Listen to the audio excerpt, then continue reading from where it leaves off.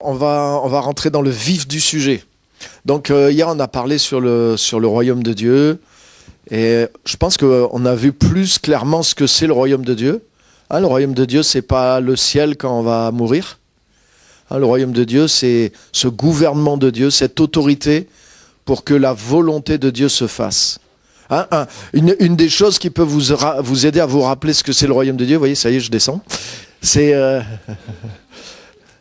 la prière du Notre Père. Que ton règne vienne, que ta volonté soit faite sur la terre comme au ciel. Ça va ensemble. Quand je veux que le règne de Dieu vienne, pourquoi? Je veux que son règne vienne pour que sa volonté soit faite sur la terre comme au ciel.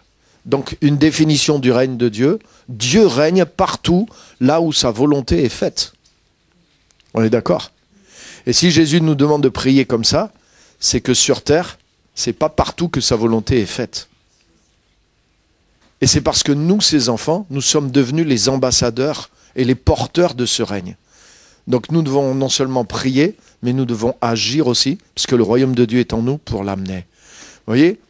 Vous savez ce que ça veut dire aussi? Ça veut dire que partout où il y a quelque chose, où la volonté de Dieu n'est pas faite, il y a un travail pour l'un d'entre nous. On est d'accord? Ça veut dire toute forme d'injustice qu'il y a sur la terre. Le royaume de Dieu, c'est la justice, la paix, la joie par le Saint-Esprit. Partout où il y a de l'injustice, ça veut dire Satan est en train de bosser. Nous, les charismatiques, on voit Satan que les démons, la sorcellerie, dans les médias. Vous voyez, on a un bon discernement pour ça, on est très focalisé là-dessus. Mais Satan, il est dans tout ce qui est contraire à la volonté de Dieu. L'injustice, c'est contraire à la volonté de Dieu. Là où l'injustice règne, Dieu ne règne pas. Donc ça veut dire qu'il y a un travail pour un chrétien. Il y a un travail pour des chrétiens. Chaque besoin dans le monde où la volonté de Dieu n'est pas faite, c'est un appel pour un chrétien qui est porteur du royaume de Dieu. Alléluia. Comme je disais hier, un chrétien qui s'est fortifié, un chrétien qui devient un missionnaire du royaume de Dieu, un ambassadeur du royaume de Dieu, et qui va amener cette dimension-là, là où Dieu l'appelle. Alléluia! Donc ça, c'est pour vous aider, juste pour vous rappeler, voilà le royaume de Dieu, que ton règne vienne, que ton royaume vienne, pour que ta volonté soit faite sur la terre comme au ciel. Ok, le règne de Dieu, là où Dieu règne, sa volonté est faite. Ça m'aide à voir les choses d'une manière plus claire. Maintenant, aujourd'hui, on va aller un petit peu plus loin. Si vous êtes d'accord, vous êtes d'accord? Super. C'est difficile de dire non, imagine qu'un c'est trop facile pour les pasteurs, tu dis ça, mais et un jour quelqu'un, non, tu fais quoi? Mince, non, on la refait, on coupe, on refait la scène. Faut dire oui. Je vous laisse pas vraiment le choix, mais bon, vous voyez, c'est juste pour mettre un peu d'ambiance en réalité, quoi. Hein. On est d'accord. Alors, aujourd'hui, je voudrais vous parler de deux éléments clés pour vraiment entrer dans notre destinée, pour vraiment entrer dans cet appel du royaume de Dieu de façon concrète aussi. Pour nous, hein, avec les éléments qu'on a déjà, voilà, moi je veux faire quelque chose maintenant, je veux agir pour le royaume de Dieu, je veux être un ambassadeur du royaume de Dieu dans un domaine. Comment je m'y prends? Par quelle bouche commence ça? Hein, on a vu hier, notre priorité, c'est chercher d'abord le royaume de Dieu et sa justice, c'est une priorité. Donc, c'est pas juste quelque chose non plus de personnel.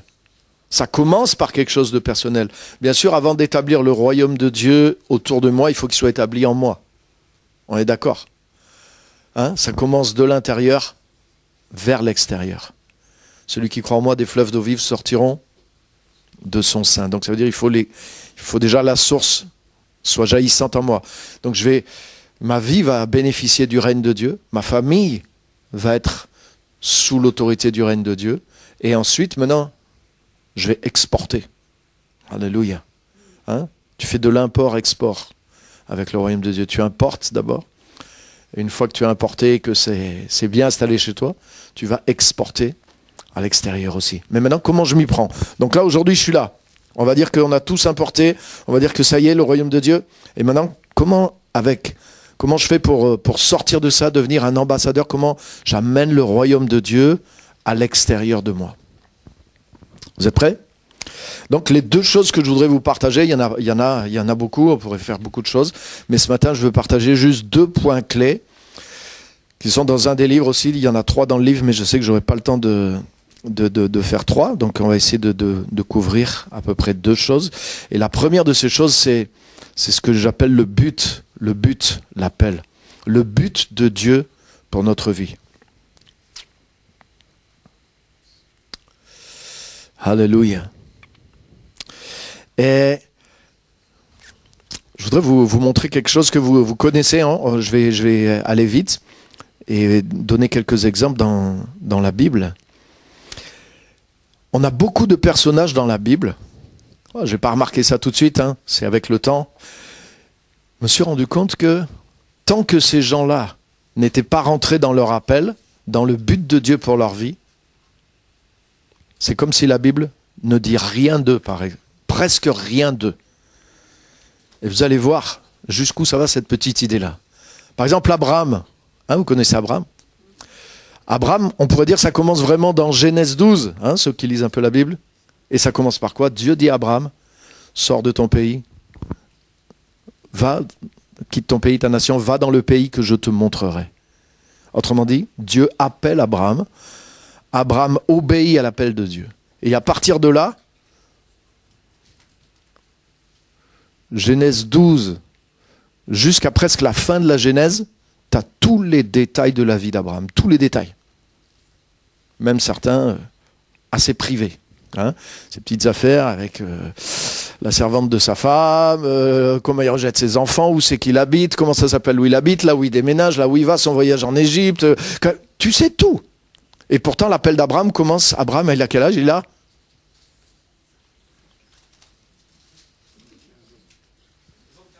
Amen. Vous avez une Bible ? Ah bon. Non, je vous mets la pression. C'est que vous le saviez, mais vous aviez peur, hein, de vous tromper, de dire si jamais c'est pas ça quand même, donc j'ose pas le dire, mais tout le monde le savait, bien vrai ? Ah voilà, amen. Allez, on passe sur ça, ok. On passe sur ça, ok. On n'a rien vu, on va sur ça. Mais, hein, voilà. Mais, ça veut dire quoi ? Ça veut dire que jusqu'à l'âge de 75 ans, on sait presque rien d'Abraham. On sait juste qui est son père. Hein, dans Genèse 11, il y a 2 lignes. Son père est venu, il a déménagé à tel endroit, il était accompagné d'Abraham, et Abraham avec sa femme et leur neveu, ils ont fait un petit voyage. Voilà, ils étaient entre 2 villes, et on sait juste voilà, son origine, sa descendance. On ne sait rien de lui jusqu'à l'âge de 75 ans. Mais à partir du jour où Abraham répond à son appel, c'est comme si la focalisation du Saint-Esprit est sur lui, et à partir de là, tous les détails de sa vie ont laissé. C'est pas extraordinaire ? Maintenant, je vous donne l'exemple des exemples. Jésus.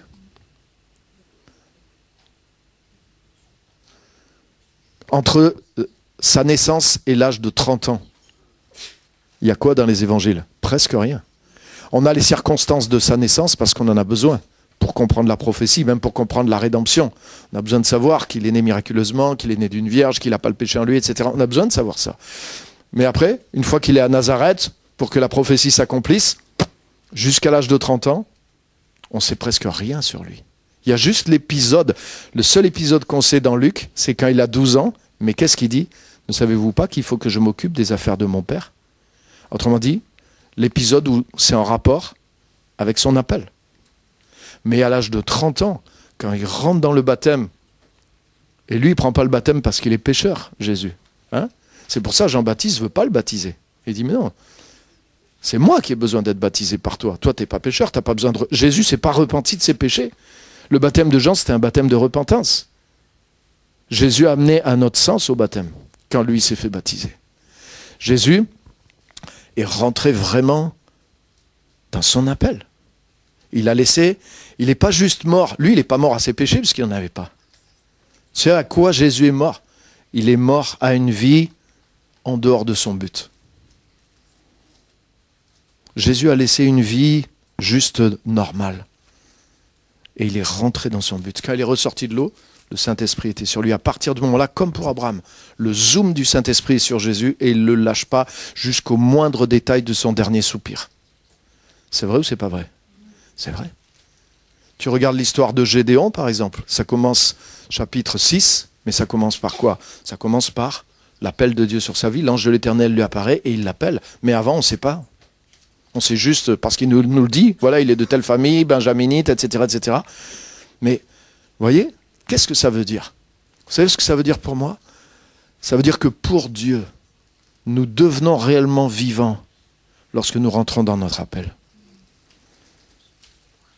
Et ça veut dire aussi, ça veut dire qu'il y a une dimension de vie. Écoutez bien ça, les amis. Il y a une dimension de vie avec Dieu qui n'est libérée que quand nous sommes dans notre appel. Regarde même l'exemple de Jésus. Jésus était né de l'Esprit. Déjà, Jésus était Dieu. Donc lui, il a cumulé, de toute façon, il a cumulé les points. Jésus était Dieu, fait homme, on est d'accord. Il est né de l'Esprit. C'est l'Esprit Saint qu'il a conçu dans le ventre de sa mère Marie, on est d'accord.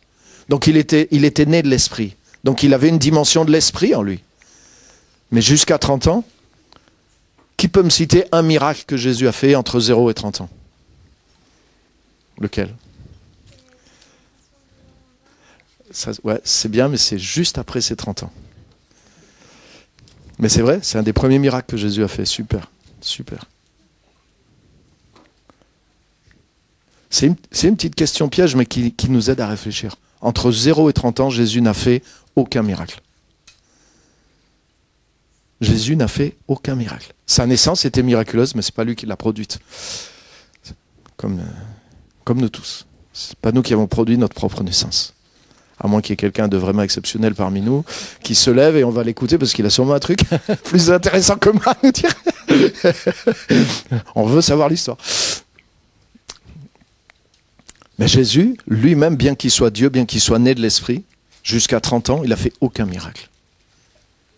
Mais quand il est rentré dans son appel, l'Esprit de Dieu est venu sur lui, il a été rempli du Saint-Esprit, il a été conduit par le Saint-Esprit, et quand il est ressorti du désert, il était même revêtu du Saint-Esprit.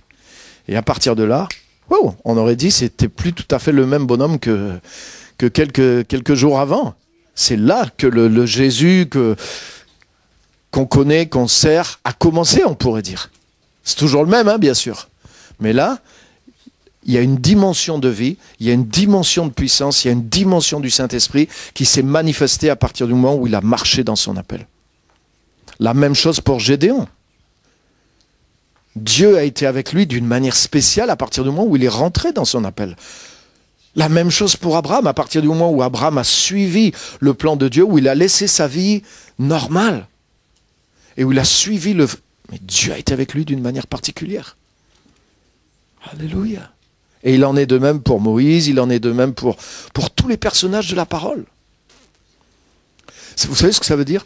Ça veut dire que, oui, quand on est né de nouveau, on a reçu la vie, on a une vie en Dieu, on mesure la différence par rapport à avant. Mais je voudrais vous dire, cette mesure-là, ce n'est pas la mesure de plénitude que tu peux avoir et que tu dois avoir en tant que chrétien. Le fait d'entrer dans l'appel, dans le but que Dieu a pour ta vie, ça augmente cette mesure sur ta vie. Donc, même si en trouvant Christ, on est passé de la mort à la vie, mais il y a une autre dimension vitale qu'on expérimente quand on rentre vraiment dans l'appel que Dieu a pour nous. Et l'appel que Dieu a pour nous, c'est pas « Ah oui, mais toi, parce que tu es pasteur, Dieu t'a appelé. » Non, non, non, non. Tout enfant de Dieu est appelé. Toute personne a un but. Et c'est ça que je veux vous amener à voir maintenant aussi avec la parole de Dieu. Vous êtes prêts? Alléluia. On y va encore? Vous voyez, vous ne pouvez pas dire non, c'est comme tout à l'heure, c'est le...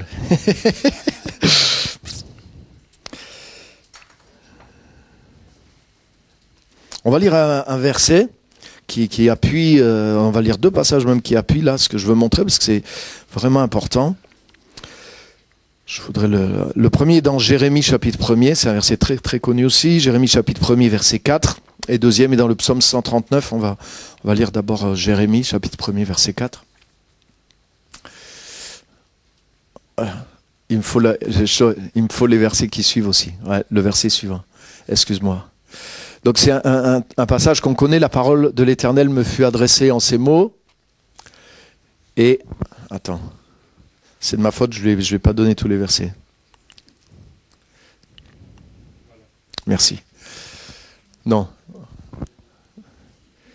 Juste si on... Ouais, Jérémie 1,5.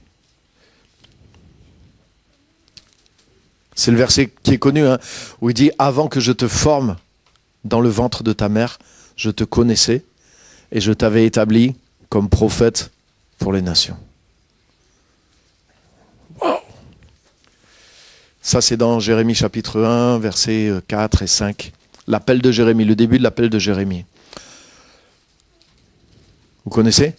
Non, vous connaissez ce verset. « Avant que je te forme dans le ventre de ta mère, je te connaissais et je t'avais déjà établi pour être prophète. » Hein, vous savez, Dieu appelle Jérémie. Ouais, vas-y.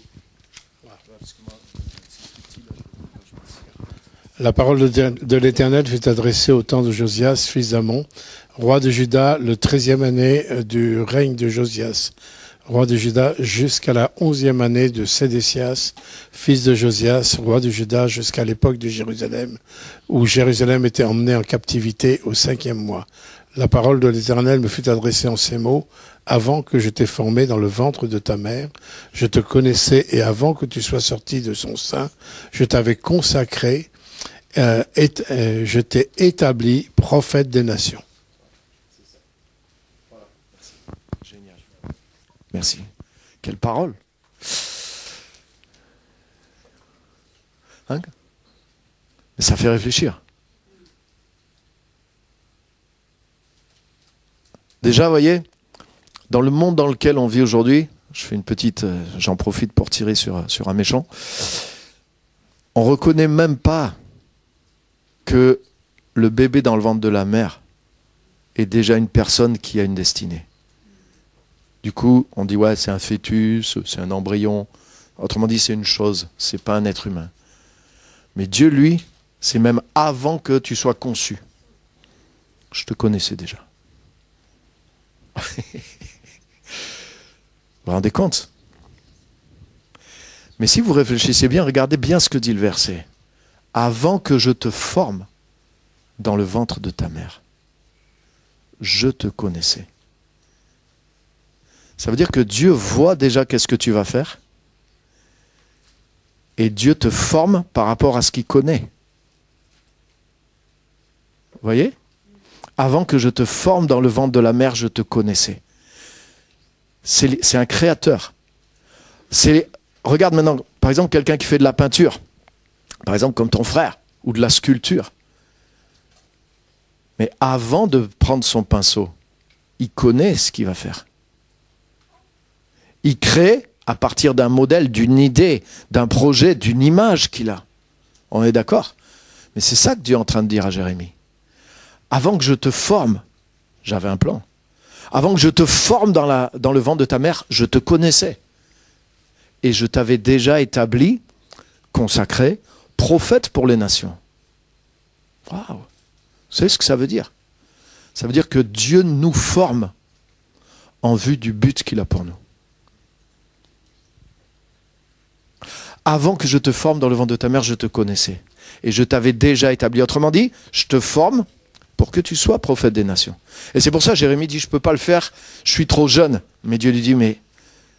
Tu vois, des fois, on répond. La réponse de Jérémie, là, montre qu'il n'a pas compris, il n'a pas écouté ce que Dieu vient de lui dire. En fait, dans ce que Dieu vient de lui dire, il y a la réponse à l'objection qui va sortir. Mais il la sort quand même.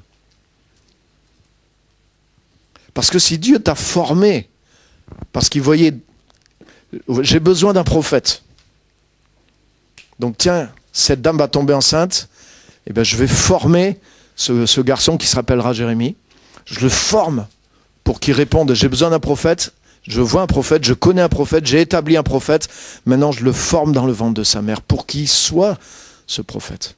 Donc si tu comprends cette pensée, tu ne peux pas dire, ah mais je ne peux pas faire ça. Tu ne peux pas faire ce que Dieu t'a formé dans le ventre de ta mère pour que tu fasses. Bien sûr que tu peux le faire. Tu es fait pour faire ça même. Et tu n'es pas fait par les études ou par la vie. Tu es fait par Dieu. Tu as été conçu par Dieu. En réalité, tu es venu dans ce monde au temps marqué et voulu par Dieu pour accomplir cette chose que Dieu voulait que tu puisses être et accomplir. Vous le voyez? C'est puissant, les amis. Vous savez ce que ça veut dire? Ça veut dire que si on n'atteint pas ce but que Dieu a pour nous, on passe à côté de notre vraie vie. Dieu a formé Jérémie pour qu'il soit prophète. Et Dieu l'a déjà consacré prophète avant de le former. C'est-à-dire, ouais, c'est comme l'artiste. Je veux un prophète, je consacre un prophète dans mon imagination, je vois très bien, voilà, c'est ça que je veux. Ouais, je veux voir un prophète qui cartonne, il va parler aux nations, il va avoir une parole, il va être plein d'autorité, plein de feu, il va être comme ci, comme ça. Waouh, ah ouais, c'est ça que j'ai besoin. Allez. Ah voilà une maman, crac, et ben je forme ce garçon dans son ventre pour qu'il soit ce que j'ai vu, ce que j'ai réalisé. Wow. Mais maintenant, si Jérémie, en grandissant, là, par exemple, quand Dieu lui parle, il dit « Ah non, je suis qu'un enfant », il ne croit pas, il est incrédule, il se minimise, il fait un gros complexe d'infériorité avec une dépression, et puis au lieu de répondre à l'appel, il s'enferme dans sa chambre, il joue aux jeux vidéo, il regarde Netflix toute la journée. Au lieu de s'occuper de ce que Dieu lui a dit, qu'est-ce qu'il fait? Il ne va pas devenir le prophète que Dieu voulait pour lui. Mais du coup, cette mesure du Saint-Esprit, cette mesure de gloire que Dieu avait prévu d'envoyer à sa rencontre pour qu'il accomplisse son appel avec puissance, ne va pas lui arriver. Donc il est en train de passer à côté de sa vraie vie. Et en passant à côté de sa vraie vie, mais il y a quelque chose qui ne va pas en lui. Hein, et il est frustré. Et tu sais quoi? Il peut aller à la synagogue, il peut prier, il peut rendre un culte à Dieu, il peut dire Alléluia, il peut vivre une vie sainte, il peut ne pas pécher. Mais tant que il n'est pas devenu le Jérémie pour lequel Dieu l'a conçu, il y a une dimension de frustration. Il n'est pas fait pour ne pas faire ce que Dieu l'appelle à faire. Il est fait pour faire ce que Dieu l'appelle à faire. Et c'est quand il va trouver ça, il va se trouver lui-même.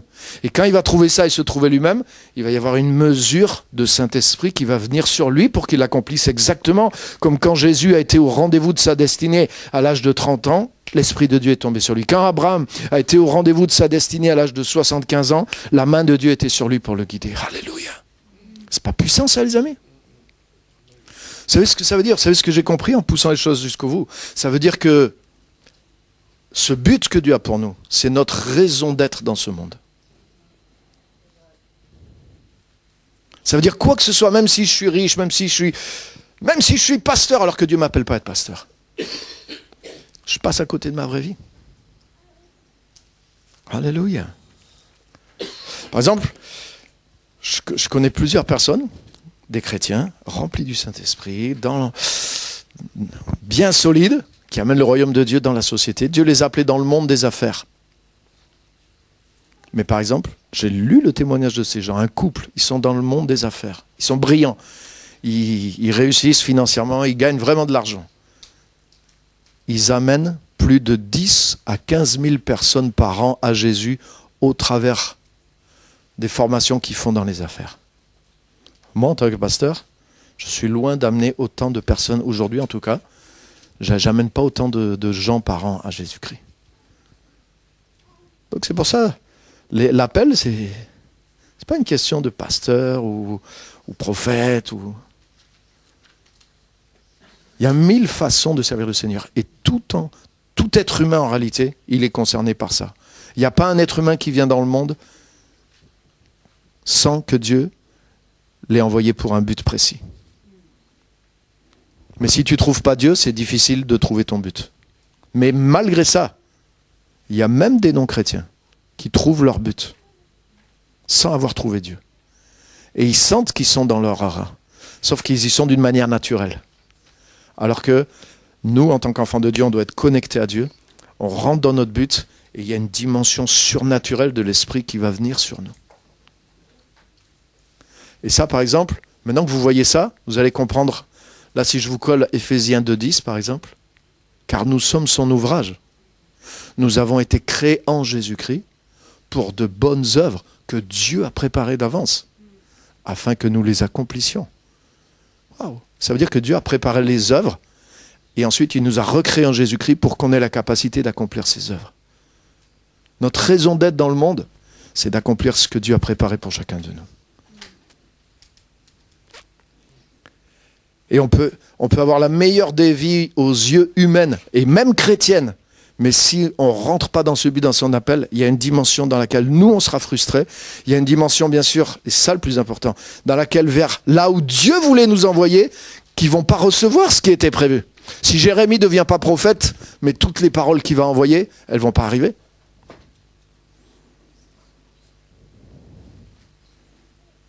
Donc il y a des gens qu'on doit servir. Imagine si Jésus rentre pas dans son appel. Eh bien, ce culte n'est pas là déjà. Rien que ça, on n'est pas là. Le monde n'est pas sauvé. Waouh! Donc ça, c'est tellement, tellement important. Pour moi, vous savez ce que ça veut dire? Ça veut dire que moi, j'en suis arrivé à cette conclusion personnellement. Hein. Ça, c'est entre nous. Hein. Vous le répétez pas aux autres, c'est un truc perso. J'ai compris que mon but est supérieur à ma vie. Mon but est supérieur à ma vie. Et c'est pour ça, par exemple, Paul, il dit, je fais aucun cas de ma vie pourvu que j'accomplisse mon but, ma course, la chose pour laquelle Dieu m'a appelé. Notre vie est faite pour être échangée pour notre but. Si j'échange ma vie juste pour avoir de l'argent, avoir une famille, avoir une maison, avoir le confort, je me suis trompé, en tant que chrétien même. Ma vie doit être échangée pour mon but. Et c'est quand tu échanges ta vie pour ton but qu'il y a cette mesure de vie, de gloire qui vient sur toi et qui va te conduire. Alléluia. Maintenant, regardez un autre passage qui dit la même chose, dans le psaume 139, verset 11. Celui-là, il est bon, du premier coup, normalement.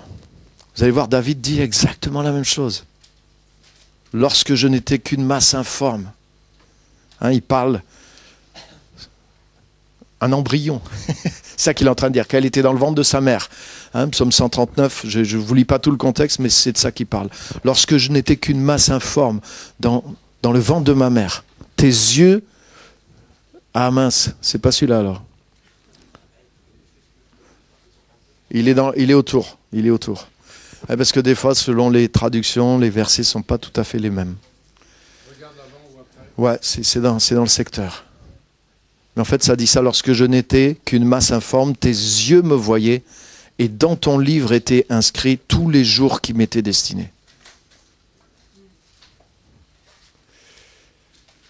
Tu m'as façonné, tu m'as... Allez, on ressort une bonne vieille Bible en papier. C'est le verset 16. Pourquoi j'ai dit 11?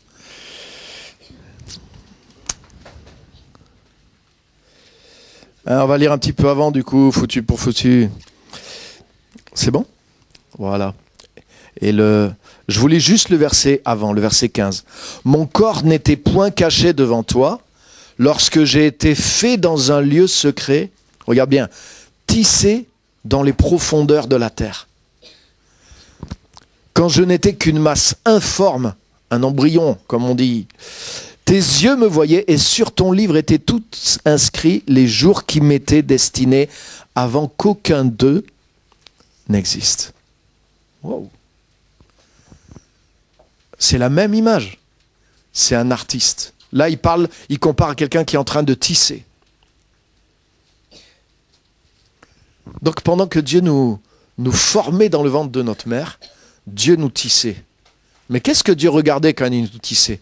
Il regardait dans son livre, dans lequel étaient inscrits tous les jours qui nous étaient destinés. Ça veut dire que Dieu nous a tissés en vue du futur qu'il a préparé pour nous. C'est la même chose que pour Jérémie. Un peintre, qu'est-ce qu'il fait? Hein, par exemple, Mona Lisa, c'était une vraie personne. La Joconde. Hein? Donc le peintre, il a pris un modèle, et puis hop, je regarde mon modèle et je peins. Je regarde mon modèle et je peins. Quand Dieu nous a créés dans le ventre de notre mère, Dieu avait un modèle. C'est celui qu'on va être dans le futur. Les choses pour lesquelles on est fait. Et Dieu nous a tissés, Dieu nous a créés en vue d'accomplir ce but. Autrement dit, on est parfaitement équipé, naturellement. Et ensuite, en devenant chrétien, surnaturellement par le Saint-Esprit, pour pouvoir accomplir le but pour lequel Dieu nous a envoyés sur la terre. Ça, c'est puissant, les amis. Alléluia. Et tu sais quoi? Ça te libère de plein de choses. T'as pas eu de parents, t'as été maltraité, tu es le fruit même peut-être d'un viol sur le plan physique. Mais ça n'enlève pas ça. Si tu es dans le monde, Dieu t'a tissé dans le ventre de ta mère. Ça ne veut pas dire Dieu a voulu tes circonstances. Ça ne veut pas dire Dieu, c'est lui qui a voulu que tu souffres. Mais Dieu a voulu que tu sois au monde. Et Dieu t'a tissé. Dieu a mis quelque chose en toi, dans le ventre de ta mère. Dieu t'a formé en vue de quelque chose que tu vas accomplir sur la terre. Et quelles que soient les circonstances de ton passé, tu peux atteindre ce but. Et c'est la raison pour laquelle tu es sur la terre. C'est la raison pour laquelle tu es venu à Jésus-Christ. C'est la raison pour laquelle en lui tu trouves ta vraie identité. C'est la raison pour laquelle en lui tu trouves la mesure de grâce de Saint-Esprit pour accomplir ces choses-là. Alléluia. C'est fort ça, hein, les amis. Tu vois la vie d'un autre côté quand tu vois ça. Waouh. Vous savez, le mot péché, on en emploie souvent ça, à mon avis beaucoup trop, dans nos messages. Mais la racine du mot péché, ça veut dire manquer le but. En grec, en hébreu, la même chose. Ça veut dire passer à côté du plan numéro 1. Passer à côté du vrai but que Dieu avait pour toi.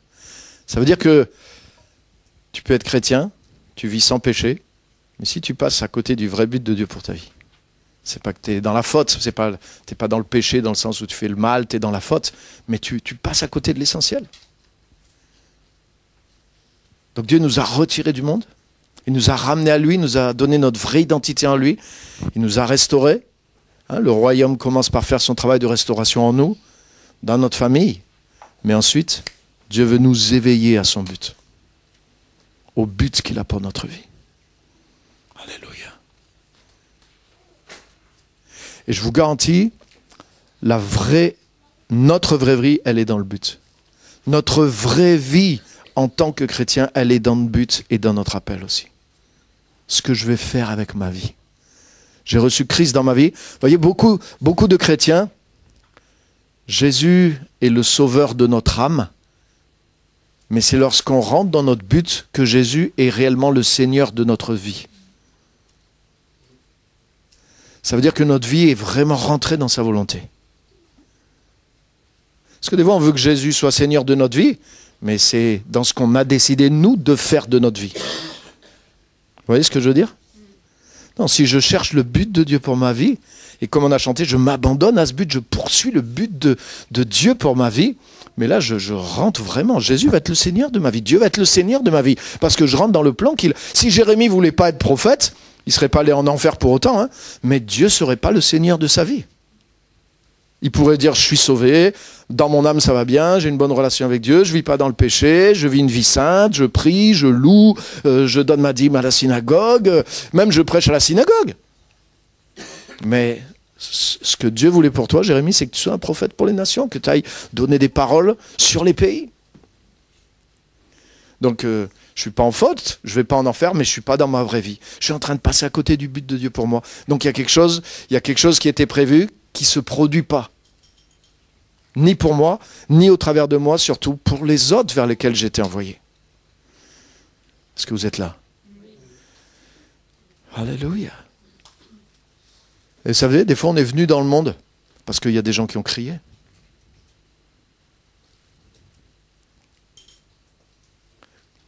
Comment Moïse a été conçu dans le ventre de ses parents? C'est écrit, les enfants d'Israël étaient sous la servitude des Égyptiens. Et ils crièrent à l'Éternel. Et leurs souffrances montèrent jusqu'au Seigneur. Et tu suis l'histoire? Tac. Dans une famille, il y a un enfant qui est né. Et tous les enfants mâles devaient être tués, vous connaissez l'histoire. Et il y a un truc bizarre dans nos Bibles. Moi j'aime bien qu'il y ait des trucs bizarres, ça veut dire réfléchis, il y a un truc à comprendre.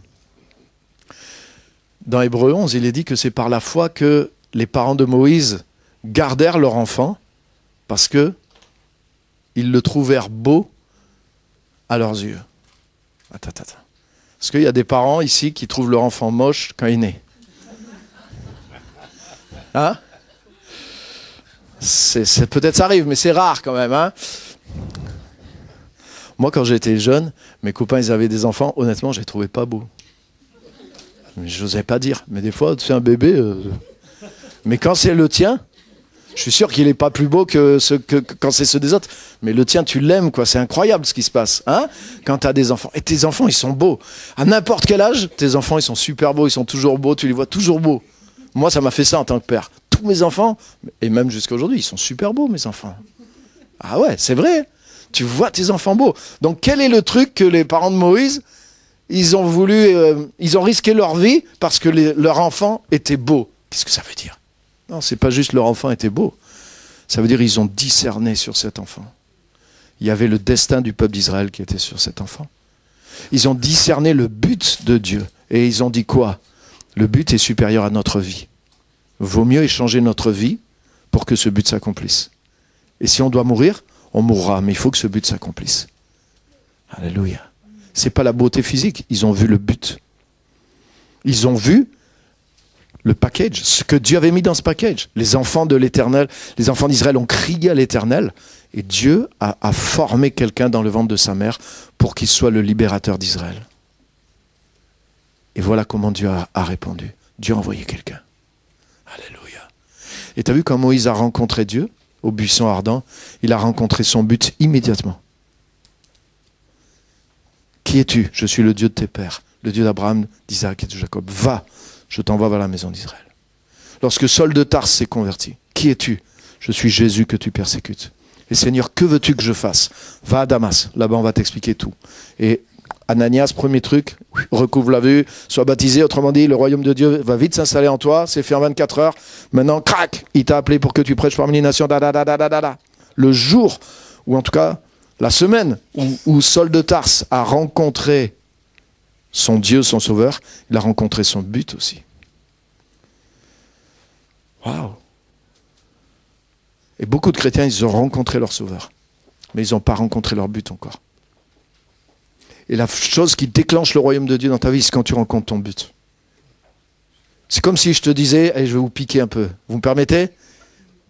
C'est dur de dire non, mais il y en a qui ont dit oui. Si tu as rencontré Jésus, tu es sauvé, mais tu n'as pas rencontré ton but, tu es à moitié cuit. Tu es à moitié cuit. Il y a une dimension qui n'est pas là. Bien sûr, je suis d'accord, il y a un processus, ça prend du temps, mais c'est pas quand il me reste plus que 2 ans à vivre sur Terre qu'il faut commencer, quoi. Non plus. Hein. Alléluia. Et il y en a, le jour où ils ont rencontré Dieu, ils ont rencontré leur but. Gédéon, le jour où il a rencontré Dieu, il a rencontré son but. Abraham, peut-être il croyait avant, mais en tout cas, le jour où Dieu s'est révélé à lui, il a rencontré son but. Alléluia. Alléluia. Donc, à partir de maintenant, comme je dis, des fois les chrétiens me posent la question, mais moi je ne sais pas quel est mon but. Comment il faut faire? Mais je vais vous dire quelque chose, regardez bien. Si tu es comme ça aujourd'hui, mais tu as trouvé ton but. Ah bon? Ton but, ton premier but, c'est de trouver ton but. Mais oui, ça veut dire que c'est fini d'attendre. Ça veut dire si tu comprends le message là, et tu dis oui, je vois, c'est clair pour moi. Je vois qu'il y a un but, mais je ne sais pas quel est mon but. Ben ça y est, tu as trouvé ton but. Ton premier but, avant d'accomplir ton but, c'est trouver ton but. Et qu'est-ce que tu vas faire? Mais prends du temps pour prier. Celui qui t'a créé pour un but, il ne veut pas te le cacher. Il veut te le faire connaître. D'une manière ou d'une autre. Dieu va te faire connaître le but qu'il a pour toi. Ça, je te le garantis. Regarde Jérémie, le jour où il a rencontré Dieu. En général, ce n'est pas Dieu qui a du mal à nous montrer notre but. C'est nous qui avons du mal à croire et à accomplir. Parce que si Dieu nous le révèle, ce n'est pas pour que tu dises « Ah, c'est génial !» C'est pour que tu commences à y aller. Alléluia. Jésus, à l'âge de 12 ans, il avait conscience de son but. Ne savez-vous pas qu'il faut que je m'occupe des affaires de mon Père? Et à 12 ans, Jésus a fait une fugue. Quand ils l'ont trouvé dans le temple. Mais Jésus, à 12 ans, n'a pas fait une fugue pour aller au cinoche ou fumer des clopes en cachette ou faire des matchs de foot avec ses potes pendant 3 jours. Il a fait une fugue pour aller à Jérusalem, la capitale mondiale de la parole de Dieu à ce moment-là. Il y avait une convention pendant la fête de la Pâque avec les plus grands rabbins, les meilleurs prédicateurs de la parole de Dieu du monde, qui étaient là à ce moment-là. Et Jésus a dit, je ne vais pas louper ça pour rentrer juste à Nazareth. Il a fait une fugue, et il a été dans le temple, et il avait son cahier de notes, et il posait des questions. Et les rabbins étaient étonnés des questions qu'il posait. Ça veut dire déjà, il était en avance, il était en train d'avancer. Il avait trouvé son but, et il était en train de se préparer pour son but. Ça, c'est la deuxième étape. Si tu sais quel est ton but, attends pas le temps de Dieu pour rentrer dans ton but. Si tu sais quel est ton but, prépare-toi pour ton but. Alléluia. Jésus, à l'âge de 12 ans, avait déjà commencé à se préparer. Alors qu'il savait pertinemment. En Israël, il n'y a pas de ministère crédible avant que tu aies l'âge de 30 ans. C'est pour ça que Jean-Baptiste a commencé à l'âge de 30 ans. Les sacrificateurs commençaient à l'âge de 30 ans. Jésus a commencé à l'âge de 30 ans environ, c'est écrit dans la Bible aussi. Donc Jésus sait que son ministère va commencer quand il aura 30 ans. Il a 12 ans. Il pourrait dire, j'ai le temps de taper des balles quand même avec les potes, quoi. Et sûrement il l'a fait, il s'est amusé. Mais il avait déjà commencé sa préparation. Et la fugue qu'il a fait, c'était pour avoir des conseils, écouter la parole et poser des questions à ceux qui étaient déjà dans la parole avant lui. Et des questions déjà pertinentes. Ça veut dire, il y avait déjà un développement en lui. À 12 ans, ne savez-vous pas qu'il faut que je m'occupe des affaires de mon père? Jésus s'est préparé 18 ans pour un ministère de 3 ans. Nous, on envoie des gens 3 ans à l'école biblique pour un ministère de 40 ans. C'est peut-être pour ça qu'on n'a pas les mêmes résultats aussi.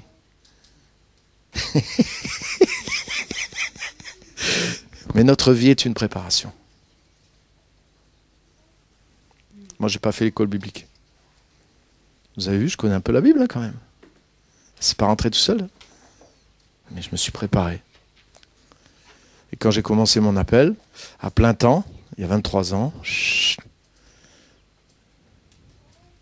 j'ai avancé un petit moment. Et puis,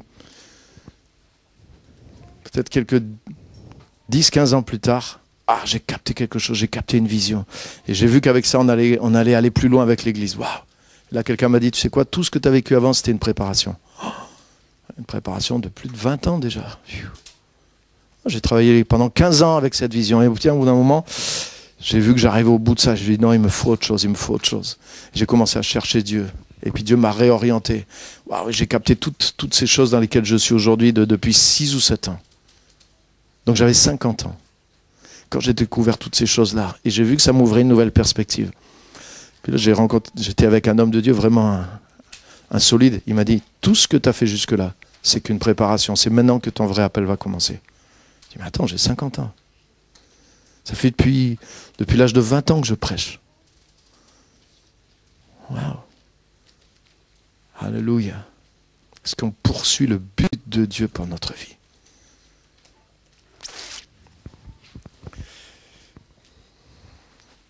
Dis à ton voisin, c'est du lourd. Hein? C'est du lourd. Alléluia. Hein? C'est du lourd, c'est du lourd. Et je pense qu'on va pas pouvoir aller plus loin, on va s'arrêter là.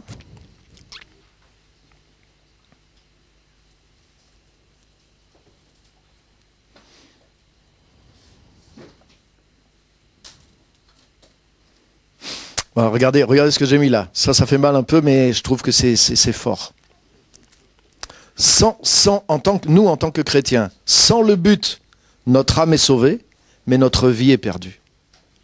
C'est-à-dire notre temps sur terre est gâché.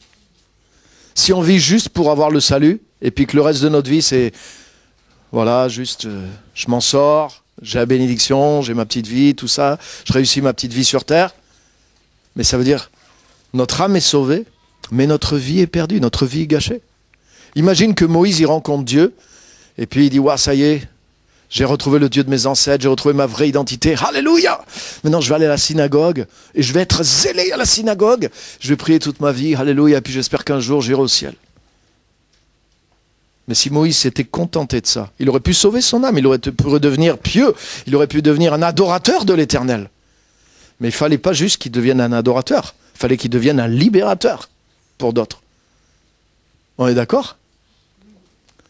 Et vous savez quoi? On a tous été sauvés pour devenir des libérateurs quelque part. On a tous reçu le royaume, pas juste pour que ce royaume nous affranchisse, mais pour qu'au travers de nous, ce royaume, il libère quelque chose dans le monde. Comme j'ai dit tout à l'heure, chaque endroit dans le monde où la volonté de Dieu n'est pas faite, c'est un appel pour des enfants de Dieu. Nous sommes le sel de la terre, la lumière du monde. Et des fois, les chrétiens, tu sais qu'est-ce qu'ils font? Dieu leur envoie la balle. Et les enfants de Dieu, c'est les rois du ping-pong. Ils renvoient la balle à Dieu. Ping. Ouais, je t'appelle pour que tu changes quelque chose là-dedans. Ping, je reçois la balle. Seigneur, oh, tu vois ce qui se passe là-bas? Fais quelque chose. Interviens, Seigneur. Ping. Non, je t'ai appelé. Ton but, c'est justement que tu puisses aller atteindre et changer ces choses. Tu es le sel, la terre, la lumière du monde. Ting. Mais Seigneur, tu vois, je ne suis faible, je ne suis que chair. Oh, je ne suis que poussière, qui suis-je? Seigneur, envoie. Seigneur, bénis de ta main puissante. Et là, je fais mes grandes prières ça fait 30 ans que je m'exerce à faire des belles prières pentecôtistes et je renvoie la balle à Dieu. Autrement dit, Dieu me confie une responsabilité, je renvoie la responsabilité à Dieu. Et on peut jouer longtemps comme ça. Mais en réalité, quand Dieu parle à Moïse, c'est ce qui se passe. Qui es-tu? Je suis le Dieu. Va, je t'envoie vers Israël. Ah mais qui suis-je? Je ne sais pas parler. Qui a donné la langue à l'homme? Qui a donné la bouche? Qui rend muet? Ou qui rend capable de parler? N'est-ce pas moi l'Éternel? Smash, doum. Et Moïse, mais je bégaye.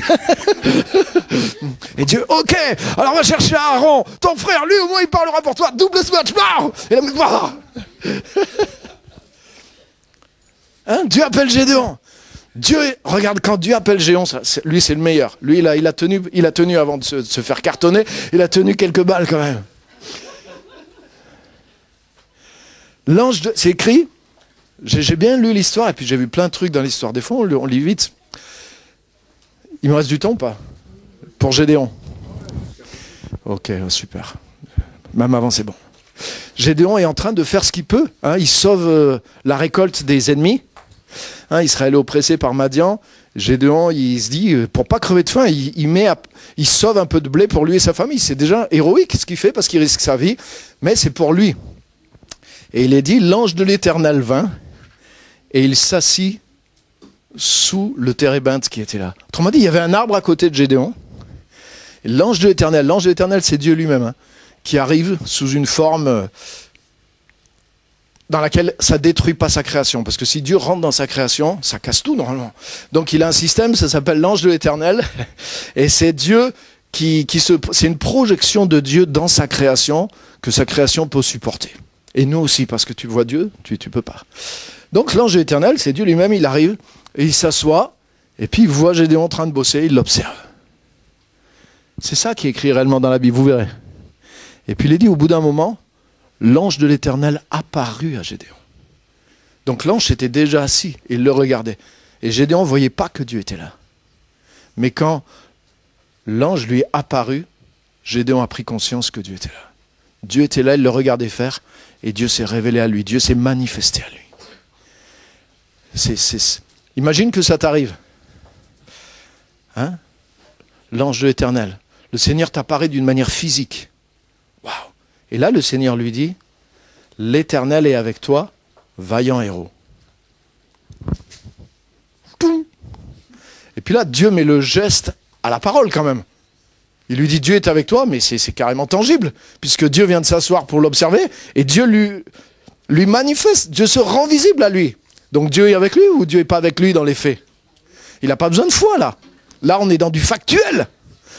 D'accord ou pas? Donc là, franchement, normalement, c'est 1-0. Et là, Gédéon trouve quand même le moyen. Oui, si l'Éternel était avec nous, il ne nous arriverait pas tout ce qui vient de nous arriver. Ting! Mais attends, Dieu se révèle à toi. Dieu est avec toi et Dieu te dit, Dieu est avec toi. Toi, tu dis non, Dieu ne peut pas être avec moi, sinon les choses qui arrivent à notre peuple ne seraient pas arrivées. Tu as un problème. C'est exactement comme Jérémie. C'est-à-dire que tu n'as pas tenu compte de ce que Dieu vient de te dire. Et vous savez, on lit ça dans la Bible, ça nous fait rigoler, mais on fait la même chose. Sauf que des fois, le match, il dure des années. Dieu nous dit quelque chose, waouh, ah, ce message, c'est fort.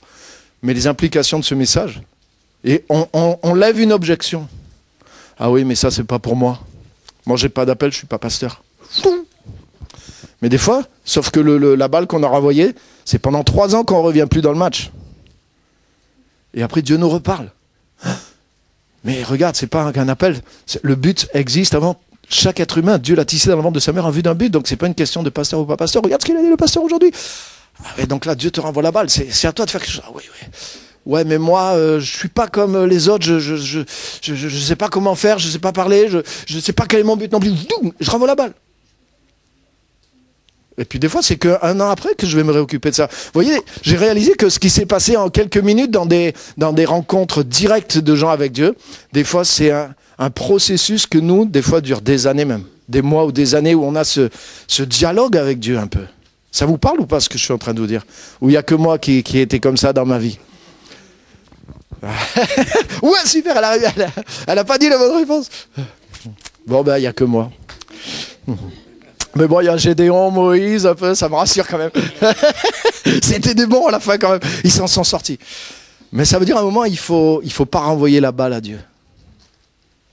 Si Dieu m'envoie la balle, si Dieu me dit je serai avec toi, si Dieu me dit vaillant héros, si Dieu me dit tu peux le faire parce que c'est le but que j'ai pour toi et je serai avec toi pour que ce but s'accomplisse, il y a un moment ils disent mais si Dieu croit en moi, si Dieu investit en moi, peut-être ça serait le moment que je commence à croire en moi-même aussi.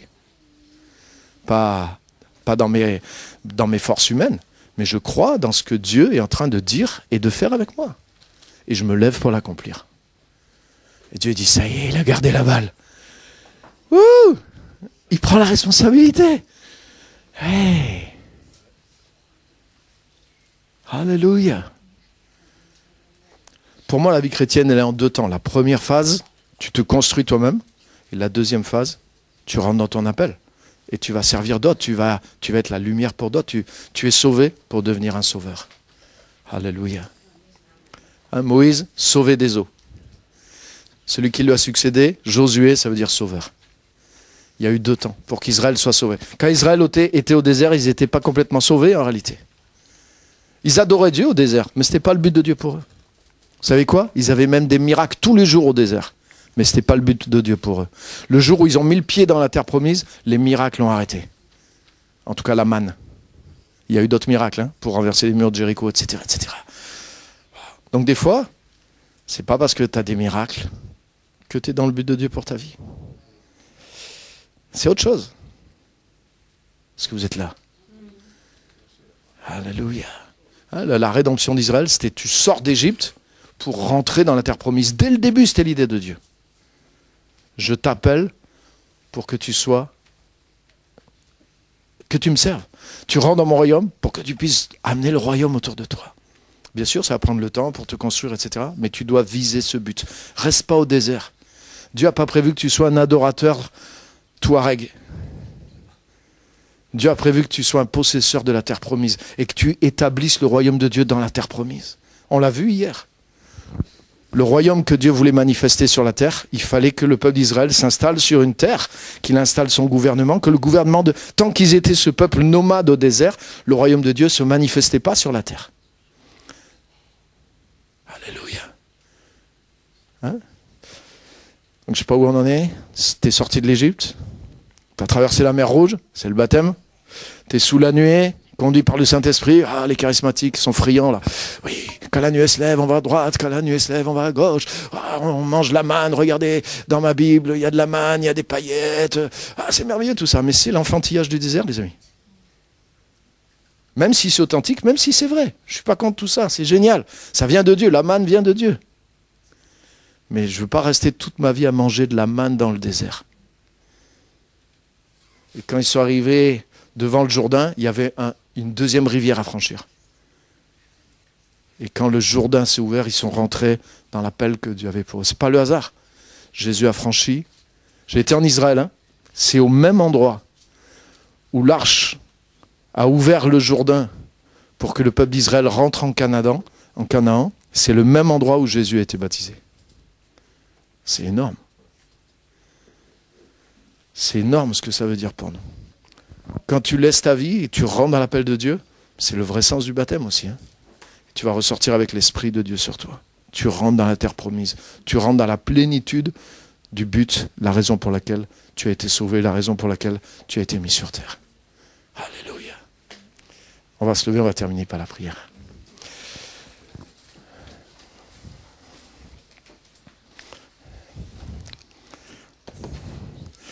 Alléluia. Donc une super prière aujourd'hui, Seigneur, j'arrête de jouer au ping-pong avec toi. Je prends la balle et je vais accomplir le but. Hein, je te laisse gagner la partie, Seigneur, j'arrête de renvoyer la balle. Amen. Alléluia. Est-ce qu'on peut lever nos mains dans sa présence? Est-ce qu'on peut lui parler? Alléluia. Seigneur, je sais que tu parles à nos cœurs, je sais que tu parles à ton peuple avec douceur, avec amour, mais aussi avec vision, avec empressement, parce que il y a des gens qui ont besoin de nous, il y a des situations qui ont besoin de nous. Il y a un peuple qui a prié quelque part, il y a des gens qui sont bloqués dans un endroit parce qu'il n'y a pas la lumière. Et c'est pas simplement en priant que la lumière va venir, c'est en allant. Alléluia. Pour chacun d'entre nous, nous sommes appelés dans un endroit. Et oui, on va se construire, mais une fois qu'on est construit, mais on va relever le défi. On va pas attendre d'être parfait. Et c'est là qu'on doit arrêter de renvoyer la balle, mais on doit commencer à rentrer dans le but, à se préparer pour le but et à agir dans le but. Et Seigneur, je te remercie pour ça, parce que notre temps de vie nous a été donné pour accomplir ce but, pour être une bénédiction, pour être des libérateurs, une source de bénédiction. Comme Abraham, Dieu l'a appelé, tu seras béni, pour être une source de bénédiction. Et toutes les familles de la terre seront bénies en ta postérité. Alléluia. Il y avait une part pour sa construction personnelle, mais il y avait une autre part pour bénir le monde entier. Et Seigneur, je te remercie pour ça. Le Saint-Esprit n'est pas pour nous seulement. Le royaume n'est pas pour nous. Il y a trop pour nos vies personnelles. Et il y a une mesure de vie que nous allons déclencher en marchant dans notre but. Seigneur, je te remercie pour ces vérités. Elles sont fortes et elles nous orientent aussi. Je prie pour qu'elles soient bien reçues et qu'elles soient appliquées dans chacune de nos vies, sans crainte, avec joie, avec du temps, mais que nous renvoyons plus la balle, mais que nous prenions la responsabilité. Merci dans le nom de Jésus. Amen.